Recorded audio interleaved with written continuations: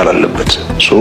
አንቀበልም ናይ ኤርትራ ሀገርነት አይንቀበልን ይብለካል ኤርትራ ካብ ደገ ንብረት ክትእቶን ሰደድ ትገብር ላዕላውነተይ ተደፊረ ኢላ ዝኾነ ነገር ስጉምት እንተወሲዳ ኤርትራ ሕዚ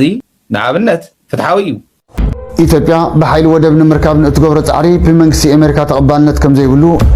በኃይሊ አፍ ደገ ባሕሪ ንምርካብ ኣብ ልዕሊ ኤርትራ ዝኾነ ይኹን ስጉምቲ ከይትወስድ ዘጠንቅቕ ምዃኑ ሰላም ክቡራት ተኸታተልቲ ይበሉ እዚኦምን ካልኦን ሓደሽቲ ቪድዮታት ይሕዘልኩም መጽእ ዘለኹ ሰናይ ምክትታል ላይት ኢንተርቴይንመንት ኦኬ ጽቡቅ بولو نايلو معانت فيديو مؤتو خخونا حاريو زلو بزعبا تصمدو أبيناي درجة بصيحلو مؤسكنا بتمول فيديو خسقركم السنة مكتتال وصاي نيرا اديوم كتمص خلا نغورو بيت كدان يخدنو تግራوي تخوينا ناي غزا سراحتኛ ካብ ደቆም አይፈልዮም አውደ አመት ደቆም ከዶን خلو ناي غزا سراحتኛ ግድን ይዝخلو بتعمي ዝገርመካ فولي فقرلهم بس حواتي خا حدا اكالي خا بتم عبيت سبيشال ناي قدمسي بقى فولياتي مسواتي مخفل كا يطلع محكي طما سباتي لا تجازوتنا خاطريو استوصلنا هنا تجارو نيرنا ግን ብጣዕሚ በቃ ፍቅሪ ይኹን ነገርታ ከም ጓና ይጥሬና ኢቭን ሓዘን አጋጢሙካ ኩሉ ይዝጎይ ሕማም አጋጢሙ ኩሉ ይዝጎይልካ ለቲ አዲክ ተወልድ ዝገርመካ አቦይ መምር ሚካኤል ዝባሉ ነይሮም ቶም መምር ሚካኤል ወግስ ባገ መኪናቱ ልክ ሱሐኒ አስምላቶ ጓሎም ሶይላ እንደገሙ ጻ መታው ጥራያታ መኪና ተዙራ አንበር ጽርጋ ኸይራት ላይ ተወለደ ለደይ መፍት ወስነ ሆስፒታል አምቡላንስ ለዝዶን ገይዝ ግን በመኪናው ሲዳተና ሮዚና ተባል ባለው ሕጅ ጣሊያን አላ ና ክሳብ ክንዚ መስዋዕት ይኸፍሉ ልካቶም ኤርትራውያን ዝገርመካ ፍቅሪ የም ኦኬ ዝኽትሪ ወዝ ጸናዕኩም ሓውና ኣብ ኤርትራ ዝነብር ነይሩ ሕጂ ኣብ ትግራይ ዘሎይ ብዛዕባ ኣብ ኤርትራ ዝሕልፎ ጽቡቕ ነገሪ ክዛረብ ጸኒሑ ፈቃራትዮም ለዋሃትዮም ለጋሳትዮም ይቅበል ጸኒሑ መጨስ ከም ዝብሎ ዘሎ ሓውና ንጽቡቕ ዝገበረልካ ወይ ጽቡቕ ግበረሉ ወይ ጽቡቕ ንገረሉ እሞ ጽቡቕ ዝዛረብ ጸኒሑ ኦኬ ሕራይ እዚ ኸብራና ናብ ዝቕጽል ቪድዮ ግን ይገርመና እናተበልዓና እንዳሃለና ስቕንበል ዲዮም ዝብሉ ይብልአነ anyway እዚ ዝበሃል ዘሎ ካሊእ መርትዖ ክስኸልኩም ሕጂ ላይነትን አስዩም ያላረገ ሙሉ ህዝባዊ ስልጣን ያልተረከበ በሽግግር ሂደት ውስጥ ያለ ስርዓት ነው የኢትዮጵያ ህዝብ ይሁንታውን ሳይሰጥ ድምጽ ሳይሰጥ ሳይሳተፍ እድል ሳያገኝ መድረክ ሳያገኝ የባህር በር ኢትዮጵያ እንድታጣ የተደረገው ይሄ ግልጽ የሆነ የፖለቲካል ኮንስፓይሬሲ ነው ሌላ ነገር አይደለም ይሄ ሬክቲፋይ መደረግ መቻል አለበት ሶ አንቀበልም ነው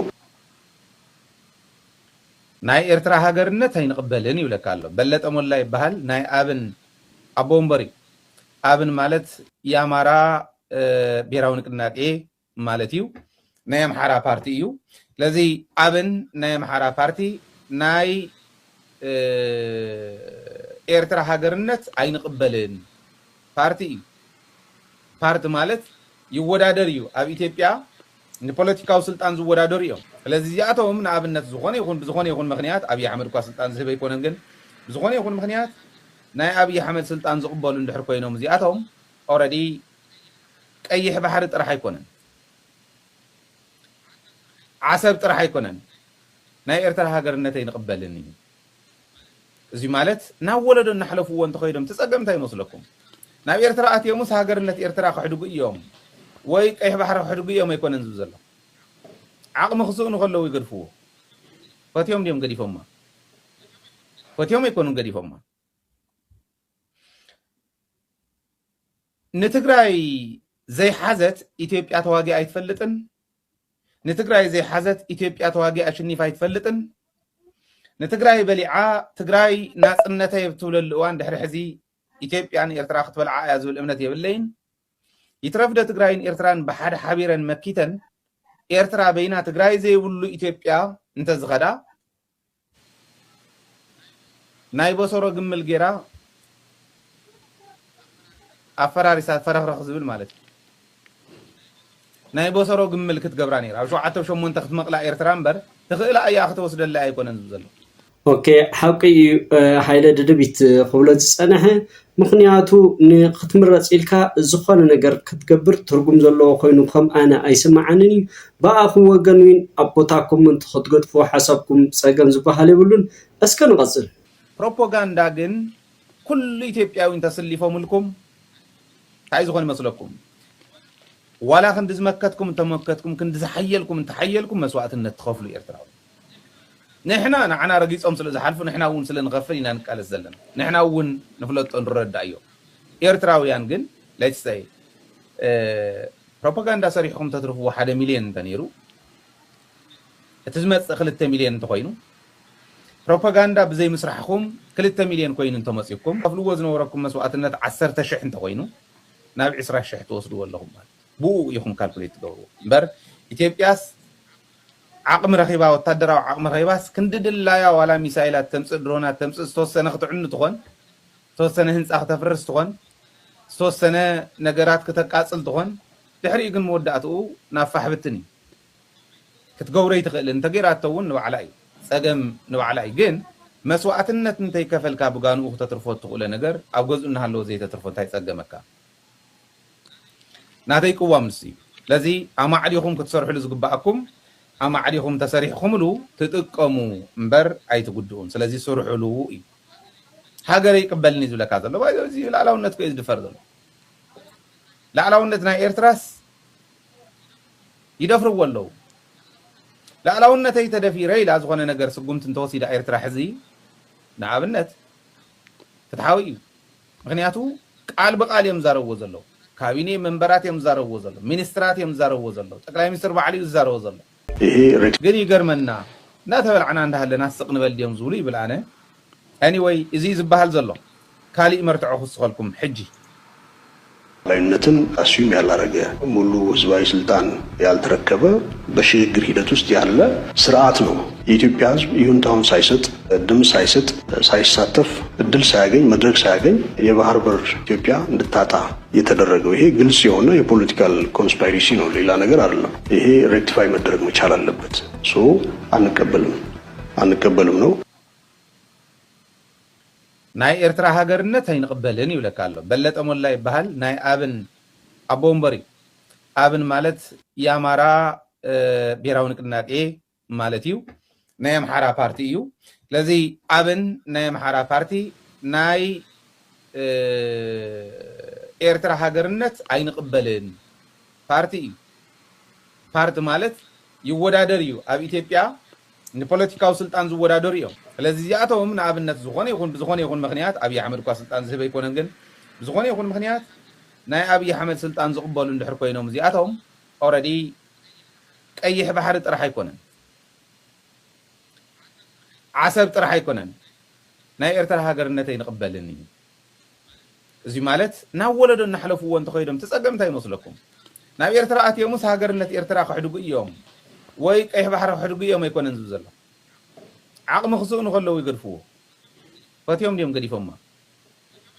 فتيوم يكونوا قدي فما نتقراي زي حزت إثيوبيا تواجي أيتفلتن نتقراي زي حزت إثيوبيا تواجي أشنيف أيتفلتن نتقراي بلعاء تقراي ناس أمنتها يبتول الوان دحر حزي إثيوبيا يعني إرتراخ تبلعاء يزول أمنتها يبلين يترفد تقراين إرتران بحد حبيرا مكيتا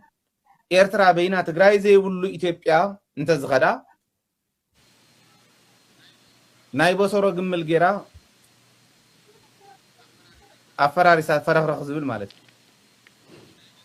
ናይ ቦሰሮ ግምል ክትገብራ ነይራ ኣብ 7-8 ክትመቕላ ኤርትራ እምበር ትኽእላ እያ ክትወስደላ ኣይኮነን ዝብል ዘሎ ፕሮፓጋንዳ ግን ኩሉ ኢትዮጵያዊ እንተሰሊፎምልኩም እንታይ ዝኾነ ይመስለኩም ولا خند زمكتكم تمكتكم كند زحيلكم تحيلكم مسواتنا تخافلوا إرتراو نحنا نعنا رقيصهم سل زحلفوا نحنا ون سل نغفلنا نقال الزلنا نحنا ون نفلت نرد أيوه إرتراويان جن let's say propaganda صريحهم تترفوا 1 مليون تنيرو تزمت 3 مليون تخوينو propaganda بزي مسرحكم 3 مليون كوين انتم مسيكم قفلوا وزن وراكم مسواتنا 10,000 تخوينو ناب 20,000 توصلوا والله بو يخم كالكوليت تقولوا بر إثيوبياس عقم رخيبة وتدرى عقم رخيبة كندد اللايا ولا ميسايلات تمسد درونات تمسد 3 سنة خطعن تخون 3 سنة هنس أختفرس تخون 3 سنة نجارات كتقاصل تخون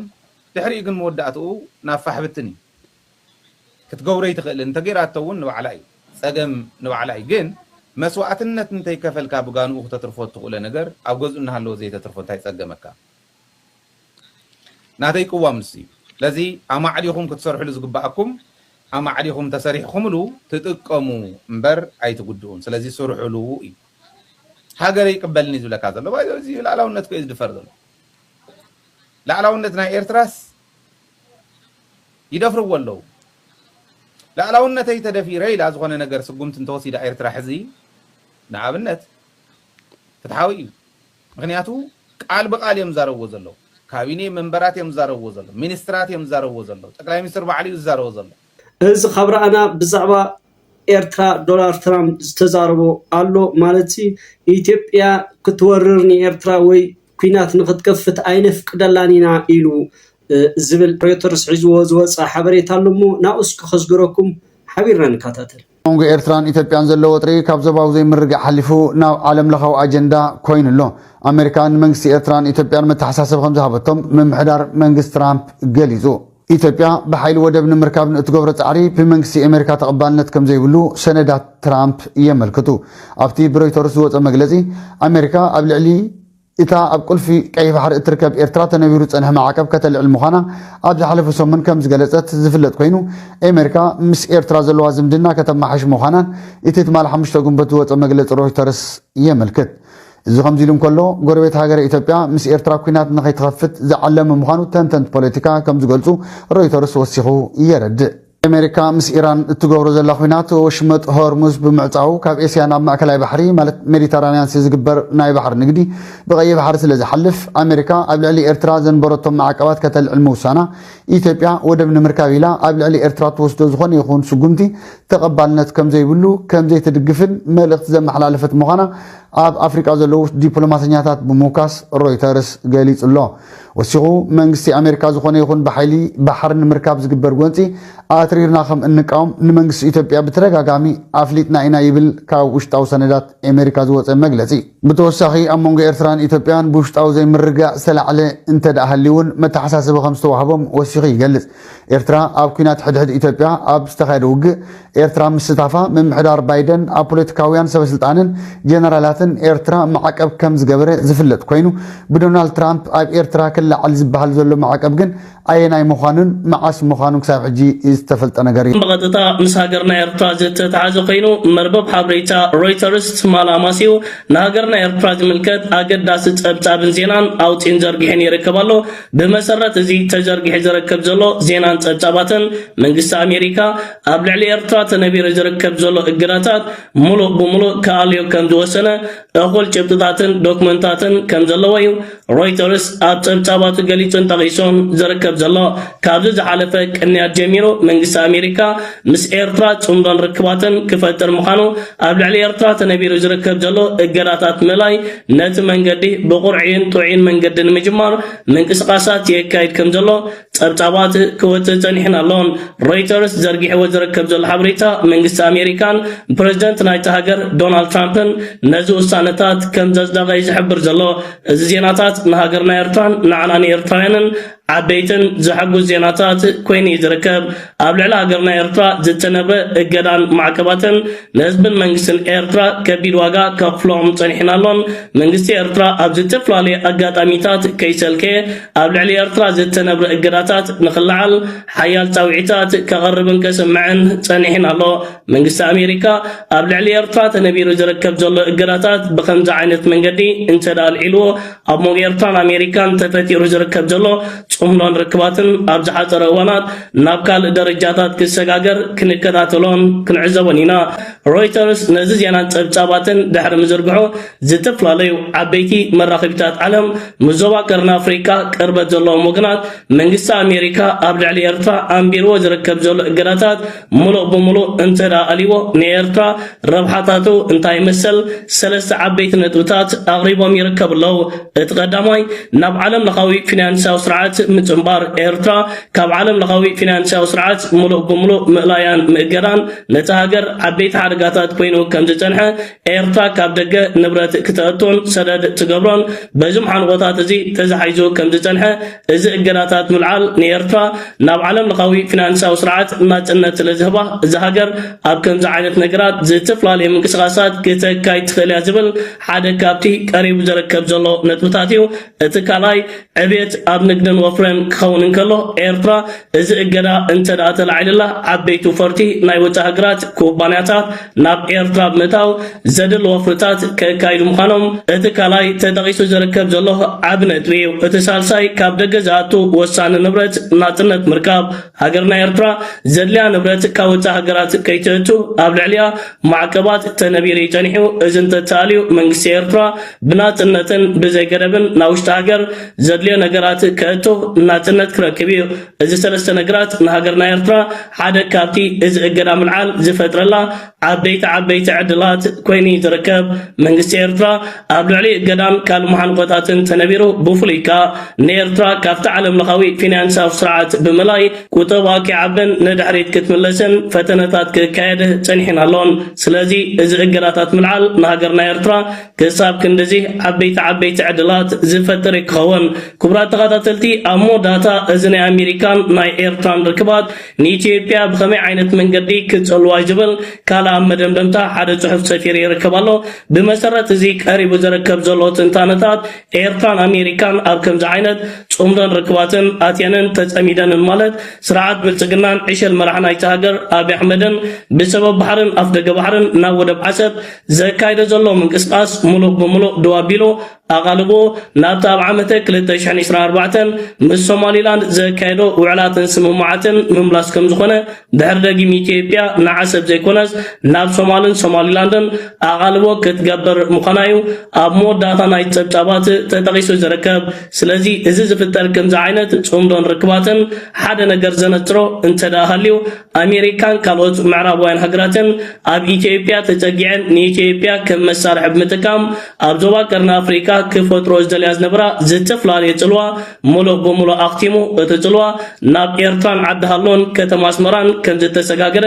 ሙሉእ ብምሉእ ተረጋጊጽ ይርከብ። ዶናልድ ትራምፕ በተደጋጋሚ መንግስቲ ኢትዮጵያ በኃይሊ ባሕር ንምርካብ ዝገብሮ ዝኾነ ይኹን ፈተነ ኣሜሪካ ከም እትቃወሞ ኣረጋጊጽ ከም ዝብል ወንጌል ይጽላ እቲ መግለጺ ኸኣ ምምሕዳር ዶናልድ ትራምፕ ንኢትዮጵያ በኃይሊ ኣፍ ደገ ባሕር ንምርካብ ኣብ ልዕሊ ኤርትራ ዝኾነ ይኹን ስጉምቲ ከይትወስድ ዘጠንቅቕ ምዃኑ ተገሊጹ ዝርከብ ብጀካ ዞን ምምሕዳር ዶናልድ ትራምፕ ንኽልቲኦም መንግስታት ኤርትራን ኢትዮጵያን ንሓድሕዶም ነዘይ ምርግጋእ ዝጻወትዎ ዝነበሩ ተራ ከም ዘይድግፎን ካብኡ ክቁጠቡን ከም ዘጠንቅቐውን ተገሊጹሎ መሰረት ተንተንቲ ዝገልጽዎ ዘለዉ ድማ ምምሕዳር ዶናልድ ትራምፕ ኣብቲ ዞባ ምስቲ ተፈጢሩ ዘሎ ናይ ኢራን ኩናት ዝኾነ ይኹን ዘይምርግጋእ ከም ዘይደልን ኢትዮጵያ ከዓ ምእንቲ ኣፍ ደገ ባሕሪ ኣብ ልዕሊ ኤርትራ ወተሃደራዊ ስጉምቲ ንኸይትወስድ ዝሕጂ ትወስዶ ዘላ እገዳ ናይ መልዓል ውሳነ መልእኽቲ ከም ዝኾነ እዮም ገሊጾም ዘለዉ እቲ ሮይተርስ ዘመልከቶ ሰነድ መንግስቲ ኣሜሪካ እውን ብሓይሊ ኣፍ ደገ ባሕሪ ንምርካብ ዝግበር ዝኾነ ይኹን ፈተነ ከም እንቃወም ንኢትዮጵያ በተደጋጋሚ ገሊጽናላ ኢና እዩ ዝብል ኣብ ዝሓለፈ ዓመታት ኣብ መንጎ ኤርትራን ኢትዮጵያን ናኸፍአ ክመጽእ ዝጸንሐ ወጥሪ ናብ ካልእ ደማውን ኣዕናውን ኩናት ከየምርሕ ንህዝብታት እተን ሃገራት እቲ ዞባን ዓብ ስግኣት ኮይኑ ይጸኒሑ ኢትዮጵያ እስርቲ ናይ ጂኦግራፊ ኮይና ኣይትነብርን እያ ክብል ዝስማዕ ቀዳማይ ሚኒስትር ኣብይ ኣሕመድ ሃገሩ ተጠቃምነት ወደብ ጥራይ ዘይኮነ ኣብቲ ዞባ ብብዝሒ ህዝብን ቆጠባን ዝዓበየት ሃገር መጠን ከም ምዃና ኣፍ ደገ ባሕሪ ክትውንን ኣለዋ ክብል ክምጉት ጸኒሑ ካብዚ ሓሊፉ እውን ብርክት ዝበሉ ላዕለዎት ሰበስልጣን ኢትዮጵያ ነቲ ብ1993 ዝተፈጸመን ምእዋጅ ሓርነትን ናጽነትን ልኡላውነትን ኤርትራ ኣብ ምልክት ሕቶ ኣብ ምእታው በጺሖም እዮም ሚኒስትር ጉዳያት ወጻኢ ይኹን ሚኒስትር ፋይናንስ ኣሜሪካ ብዛዕባ እዚ ንዝቐረበሎም ሕቶ ዛጊት መልሲ ኣይሃቡን ኣለዉ እቲ ናይ ሕቡራት መንግስታት ኣሜሪካ እገዳ ብልክዕ መዓስ እዩ ክልዓል ዛጊት እኳ ብዕሊ እንተዘይተገለጸ ዘሎ እቲ ሮይተርስ ርእየ ዝበሎ ሰነድ ናይ ኣሜሪካ ግን 4 ግንቦት እዩ ዝብል ኦኬ ሓራይ ጽቡቕ እዚ ካብ ረኣና ብዛዕባ ህልው ኩነታት ትግራይ እውን ናበይ ገጹ እዩ እስኪ ናይ መወዳእታ መደበይ ገርዮ ዘለኹ ናብኡ ከስክረኩም ሓቢርና እስክንከታተል ህወሓት ንኢትዮጵያ መልሲ ሂቡ ቤት ጽሕፈት ህወሓት ደብዒታን 8 ሜድያኽ 2018 ዓ.ም ኣብ ዘውፅኦ መግለጺ ሚኒስትር ጉዳያት ወጻኢ ኢትዮጵያ ዘቕረቦ ክሲ ነጺጉ ኣሎ እቲ ክሲ ህወሓት ምስ መንግስቲ ሱዳን በመተሓባበር ነቲ ዞባ ይውኽ ኣሎ ዝብል እዩ ነይሩ ህወሓት ነዚ ክሲ እዚ መሰረት ዘይብሉን ኣቓልቦ ንምጥምዛዝ ዝካየድ ዘሎ ናይ ሓሶት ሓበሬታ ክብል ገሊጽዎ እዩ በተወሳኺ ህዝብን መንግስትን ሱዳን ኣብ እዋን ኩናት ተፈናቀልቲ ትግራይ ሰብኣዊ ሓገዝ ከም ዝገበሮ በመዘኻኻር እዚ ሰብኣዊ ተግባር እዚ ንፖለቲካዊ ረብሓ ተባሂሉ كتمزاز يبلون اليو بزعما وعلي بريتوريا بزمك دما حوحات تفناغلتي بفلاي دما تفناغلتي معنا بتقراي بسلامنا مربوطم كبلسو قرب مخانو الرقاقتيو أموداتا دما سلام ببروباغاندا زي كونس بحلافنتن بزاز الطرح كمزمت بمقلات محبرسو عالمناتي مسرح كدقف دما تسويع اوكي خبرات تخطتلتي إذن كالين عدش فيديوهات يقرب لكم نيره تماهركم تزاناقعهم كتكونوا تسفى ناقوركم بحدش فيديو بخالق حساب نراقب سسناين عقم لايت انترتينمنت